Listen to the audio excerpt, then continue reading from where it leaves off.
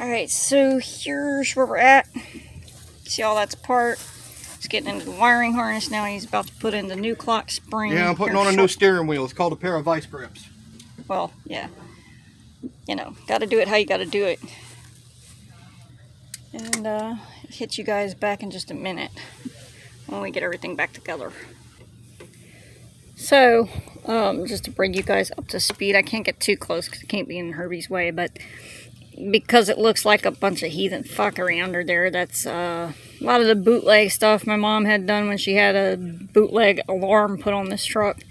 That'll be probably the next project, but that's going to require some saving up of some fundage before I get all that done. I mean, I do know people who are capable of doing it, but when it comes to wiring and electronics, I'll probably take that to a pro just because.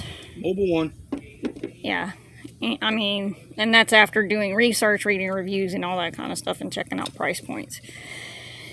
So, I'll hit you guys back when we get it all back together.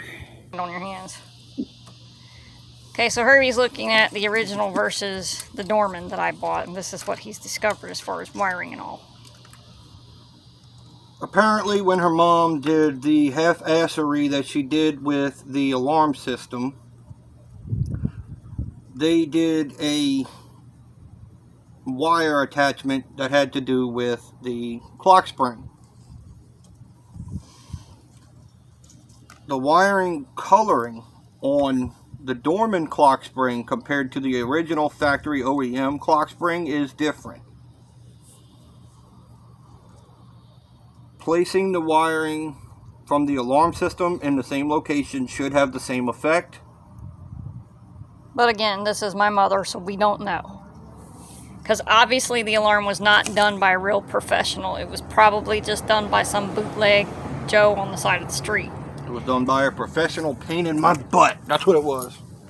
Yes, because the more we dug into this thing, the more we found problems due to my mom's not wanting to spend any money. So, we will replace the clock spring and hope for the best, and I will update you guys here shortly.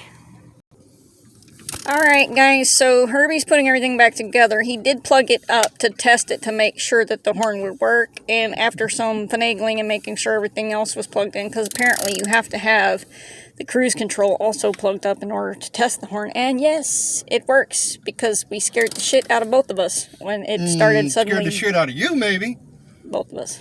No. But it works, so my truck will pass inspection, and we've replaced both parts, both components, like the clock spring and the contact pad, because I figured I have both parts, might as well do both, because if you only do one, then you know the next thing to break is going to be the other thing that you didn't do. So, better to take it apart once than to take it apart 3 times. yeah, exactly. Or to sit on it for a month like we did with the steering gearbox. But anyway, so we're going to get everything all back together and the horn will work, and I don't have to sit at green lights and be angry because I don't have a horn. No, but I need to be angry because I need a flashlight down there to find the piece of the damn ignition. Oh. Like, see if you can look for it, because I can't see shit. Hit you back in a minute.